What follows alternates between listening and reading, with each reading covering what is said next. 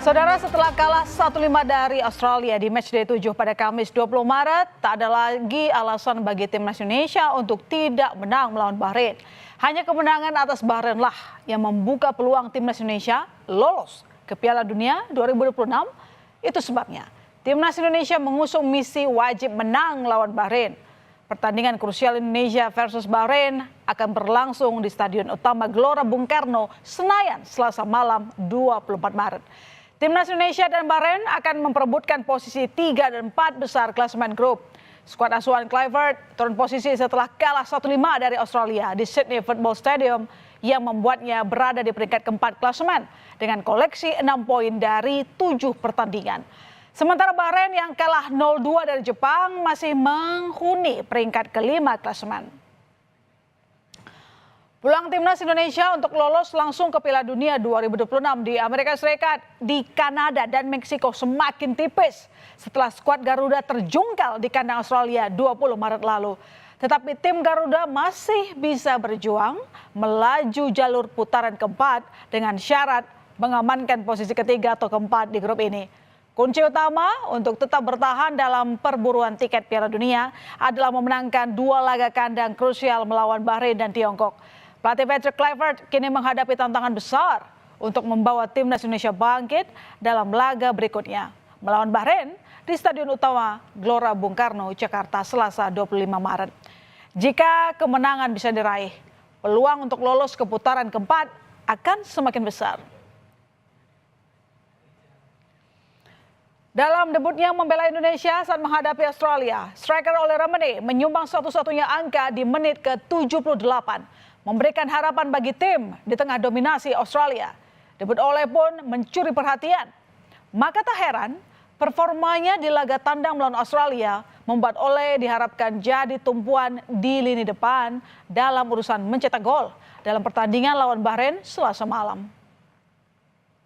Selain Ole, Ragnar Oratmangun akan kembali tampil setelah 20 Maret lalu tidak bisa berlaga melawan Australia akibat akumulasi kartu kuning.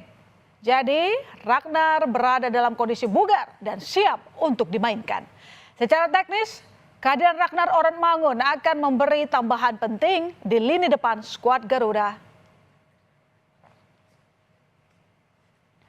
Sementara itu, timnas Indonesia tidak akan diperkuat Midfielders saat menjamu Bahrain di Gelora Bung Karno pada Selasa 25 Maret. Pemain FC Twente ini dikabarkan mengalami cedera saat menghadapi Australia. Midfielders harus ditarik keluar karena cedera di bagian groin dan digantikan Sandy Walsh di menit 60. Mes dikabarkan kembali ke Belanda untuk menjalani sesi pemulihan cedera. Sejumlah nama pun berpotensi menggantikan posisi midfielders, yakni Rizky Ridho dan Justin Hubner. Rizky Ridho telah menunjukkan performa dalam laga debut Patrick Kluivert di timnas Indonesia. Selama Ridho berada di lapangan, gawang Indonesia hanya kebobolan 1 kali. Ridho tak asing dengan duel di pentas internasional. Dengan hadirnya Ridho yang diharapkan berpasangan dengan Jai Ijaz, pertahanan Indonesia akan solid seperti saat menang lawan Arab Saudi. Soal peluangnya menggantikan posisi Hilgers yang cedera usai laga kontra Australia, Ridho berpendapat siapapun yang bermain akan memberi yang terbaik. Saya percayakan semuanya kepada coach, siapapun yang main untuk tim nasional pasti akan memberikan yang terbaik. Tentunya kami semua yang ada di tim, siapapun yang dipilih untuk pelatih untuk menjadi starter ataupun mulai dari bench, semuanya akan menampilkan yang terbaik. Jadi tolong jangan ada banding-bandingin lagi karena semuanya pengen yang terbaik untuk timnas Indonesia. Timnas terus mempersiapkan diri menghadapi laga lawan Bahrain Selasa 25 Maret. Pelatih timnas Patrick Kluivert percaya diri timnya dapat meraih hasil positif di GBK hari Selasa. Kluivert menyebut dirinya tidak khawatir setelah mengalami kekalahan di kandang Australia pada 20 Maret lalu. Pelatih asal Belanda itu mengungkapkan persiapan berjalan dengan baik dan para pemain optimistis pada laga melawan Bahrain nanti. Kluivert sadar Bahrain bukan tim yang mudah, tapi baginya tim perlu fokus dan tampil dengan baik untuk mendapat hasil yang positif. Untuk mendukung timnas, Ketua Umum PSSI Erick Thohir menemui para pemain yang sedang latihan di Stadion Madia GBK Jakarta Pusat Minggu malam. dalam persiapan menghadapi Bahrain dalam lanjutan putaran ketiga kualifikasi Piala Dunia 2026 zona Asia. Erick Thohir sempat menyapa sejumlah supporter yang menunggu di luar stadion. Di dalam stadion, Erick berdiskusi dengan ofisial dan para pemain. Erick menekankan kepada pemain agar tidak terpecah belah dan bermain sebagai satu tim. Ia meminta Jay dan kawan-kawan bermain habis-habisan kontra Bahrain. Worried? No, I'm not worried. I've confidence in the team that we can have a very good result. And without confidence, you can't go nowhere. So the confidence is very high. Pasca kekalahan melawan Australia, mental pemain timnas Indonesia sedikit drop. Itu diakui manajer timnas Indonesia, Sumarji. Kekalahan 1-5 dari Australia adalah pukulan telak sekaligus evaluasi besar bagi skuad Garuda. Namun manajer timnas bilang kondisi pemain kini sudah baik semuanya. Para pemain all out berlatih menghadapi Bahrain.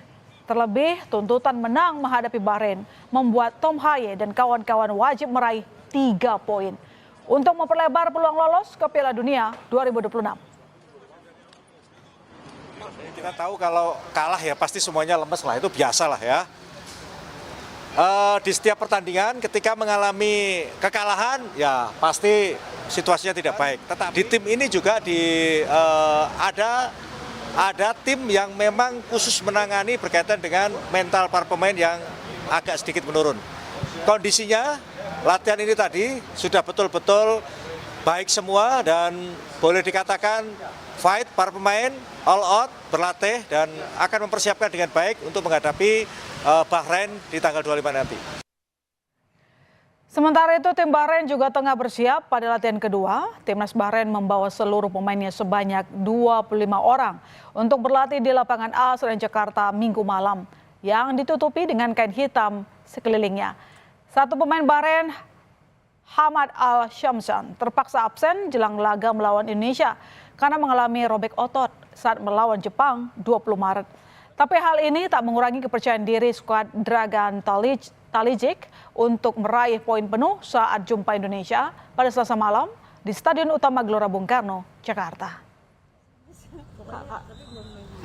We come here, we know we have a difficult game against Indonesia. They have good team. And also we play in their home with their fans. So it will be a difficult game, inshallah. But inshallah we try to take the 3 points. Inshallah. Ada yang menarik saudara saat timnas Bahrain menjalani latihan di Jakarta. Pengamanan dan pengawalan super ketat diberikan kepada skuad Dilmum Wearers ini. Mereka berlatih dengan penjagaan polisi dan kain hitam yang dipasang di sekeliling lapangan. Pengamanan ketat timnas Bahrain dilakukan karena sebelumnya mereka sempat kena mental saat akan menghadapi Indonesia. Bahkan sebelumnya Bahrain menolak tanding di Indonesia karena takut dengan atmosfer supporter GBK yang fanatik. Terlebih lagi saat insiden laga tandang lawan Bahrain, skuad Garuda merasa dicurangi wasit. Jadi pertandingan di GBK Selasa 25 Maret sekaligus jadi ajang balas dendam. Publik tentu masih ingat dengan kontroversi wasit Ahmed Alkaf saat Indonesia bertandang ke Bahrain tahun lalu. Sejumlah kontroversi wasit Ahmed Alkaf dianggap menggagalkan kemenangan Indonesia. Kekecewaan timnas dan pelatih meledak dengan keputusan wasit Ahmed Alkaf yang memperpanjang injury time hingga 9 menit. Padahal seharusnya saudara hanya 6 menit. Perpanjangan injury time menjadi 9 menit itu membuat Marhon akhirnya mencetak gol penyelamat Bahrain dan wasit langsung menghentikan pertandingan selepas gol. Dalam sebuah pertandingan sepak bola, dukungan dari supporter merupakan salah satu faktor kunci. Timnas Bahrain jelas akan mendapat tekanan supporter saat dijamu timnas Indonesia. Untuk laga krusial melawan Bahrain, mereka sudah berancang koreografi khusus untuk menyemangati skuad Garuda. Mereka siap memeriahkan Stadion Utama GBK. 78.000 tiket laga timnas Indonesia versus Bahrain ludes terjual. Supporter pun siap memeriahkan GBK. Mantan pelatih timnas Indonesia, Sintayong juga memberikan semangat dan dukungannya kepada timnas.